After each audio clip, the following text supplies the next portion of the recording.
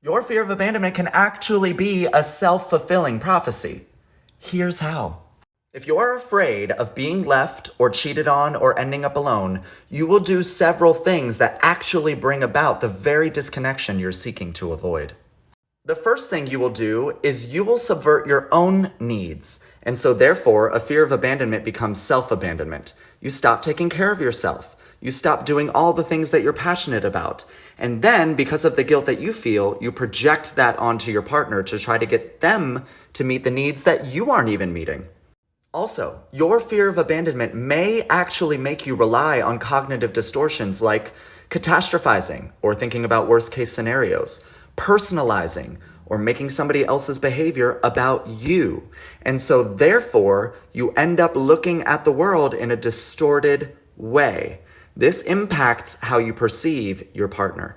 Then, because you already think that they're going to leave you or cheat on you, you will keep score. You will look for any and all indication or information that they are pulling away, that they no longer care about you, and you will use any action, no matter how small, to justify these beliefs. Because your brain can't tell the difference between perceived danger and actual danger, it feels like you are so unsafe and you are threatened, and so you believe it to your bones. Then, because you're subverting your own needs and you're not taking care of yourself, you're not exercising or journaling or meditating, you have no recourse, or so you think, to get out of this spiral.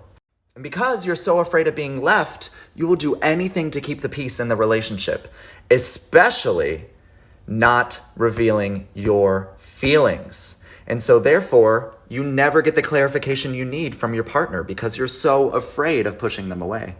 If you want to keep your partner and not end up pushing them away because of your fear of abandonment, here's what you can do. The first thing you can do is take care of yourself, boo! Make sure that you're meeting your own basic needs like eating well, sleeping well, making sure you're hydrated, exercising, journaling, meditating, doing affirmations. You get the gist. The next thing you can do is challenge those negative thoughts and limiting beliefs. Try to make sure you can see the positive. Unless you have evidence to prove that they are going to leave or they will cheat or have cheated, you got to find a way to break those beliefs.